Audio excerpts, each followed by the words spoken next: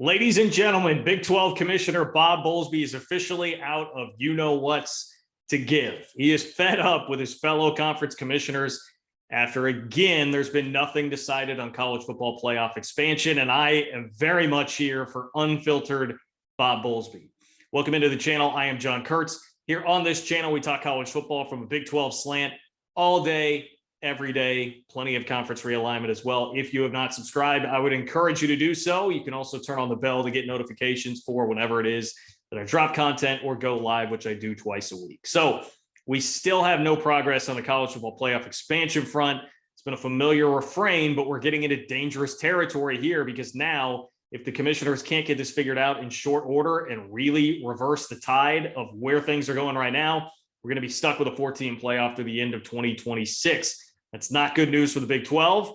How tough could it be to get in with a new league without Texas and Oklahoma with perception problems to get into a 14 beauty pageant? Yeah, not very easy. It's also a problem for the ACC and the Pac-12 big time, and yet those are two of the main things holding up the progress right now, which has Bob Bowlsby really spouting off and leaving meetings here. All right, I'm going to combine some info from both The Athletic and Yahoo Sports, which have done a great job reporting on all of this. How about this? On Sunday, sources told Yahoo Sports that Bowlsby was so frustrated with the proceedings and lack of progress, he abruptly packed up his bag and left the meetings. Bob Bowlsby just stormed out of there.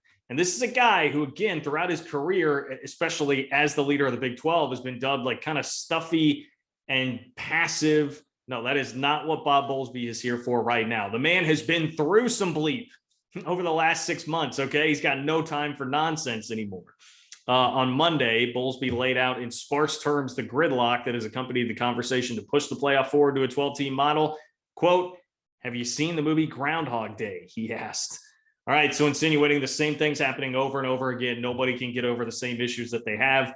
Bowlsby says they're, quote, "not even close," and barring an 11th hour change of heart by a couple holdouts, primarily the freaking ACC, the current 14 model will remain in place for 4 more seasons. Another quote from Bowlsby, quote, "Everybody's more concerned about their own silos than somebody else's. In 2012, Jim Delaney and Mike Slive got past their individual concerns to do what's best for college football. That's why we have a playoff. That hasn't happened this time."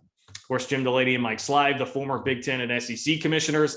Now you've got very young green commissioners in place in those leagues along with the Pac-12. And that, I think, is what we're seeing. A lot of this is a byproduct of that. More on that in a moment.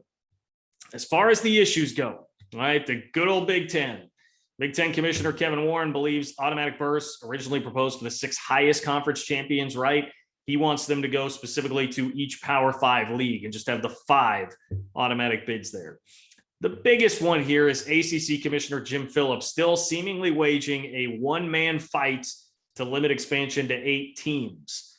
Okay, he's the one guy on the island of 8-team playoff. Now, publicly, what he'll tell you is that this is an athlete welfare issue. We can't have them playing too many games, et cetera, et cetera. He's not really concerned about the safety. Internally, it's obvious they want Notre Dame to join the conference full time. They think an 8-team playoff would force Notre Dame to do that. Okay, the Pac-12 released a statement on Monday saying it was strongly in favor of expansion, but the Rose Bowl has been a big hang-up for George Kliavkov. Who knows exactly with the Pac-12, which seems to be waffling in the wind a little bit right now. Revenue sharing, other logistical issues, all a part of the problem. Now, all of this has led, as you might imagine, Greg Sankey, who's basically the overlord of college football at this point, to kind of laugh. And according to the article, Sankey is somewhere between puzzled and bemused how it is that leagues that aren't his are the ones holding up expansion. Quote, "Football in the Southeastern Conference is incredibly healthy. It's not good for college football to have an entire region, the West, not central to the national conversation. I've had my own members say we should not be deciding our position based on that, but it's my responsibility to say, wait a second, let's look at the big picture." All right, so if you're following me, what we have here is Sankey basically being like, look, I'm the good guy. I'm trying to look out for all of you because we're smoking you all, and I'm trying to help you minions out, but you won't take the help now with the expanded playoff. And that's exactly what's happening. And it's scary because here we continue, the more and more you read about Sankey and the position of all of this, it gets very scary. From the article, that's basically why Sankey warned leagues like the ACC and Pac-12, without calling them by name, that would seemingly want more access to the playoff to be careful. So he's telling the ACC and the Pac-12 to be careful. by saying, quote, don't assume if we're at a tipping point that we'll re-engage. That's the scary part. And what that means is right now, because everybody is signed into this contract already, there has to be unanimous support to move forward with any kind of change. And everybody is like already at the negotiating table because they're already signed into this deal. They're trying to affect a current deal. What he's saying is if the current deal runs out and then it's about signing a new deal in 2026, don't assume that the SEC is going to re-engage in talks of an expanded playoff, because at that point, there's nothing signed, and they could sit here and say the 14 thing's working great for us. Screw the rest of you guys. We're not going to do that. And that's the problem here. And you have these rookie commissioners from other leagues making Bowlsby mad, making Sankey laugh, and making college football fans cry. In the end is basically what the deal is there. From the Yahoo Sports article, quote, the underlying frustration in the room comes from the overall inexperience of those three commissioners, none of whom were in the office when the four committee members, Jack Swarbrick, Bob Bowlsby, Greg Sankey, and the Mountain West Craig Thompson, started researching and coming up with the 12-team plan back in 2019. So there's your problem. You've got the ACC, the Pac-12, and the Big Ten, the alliance, still stewing from what happened between Bowlsby and Sankey putting together the 12-team playoff while the Texas and Oklahoma thing was being orchestrated. No trust there, trying to make a point, trying to get ACC to join your league. All these dumb reasons where they won't just expand and do the one thing that not only I think college football fans want and need, but that their leagues need, just to be a part of the national conversation, ensure that you're getting teams in the playoff. I'm not somebody who will sit here and advocate for the 12-team playoff is going to cure all of college football's ills.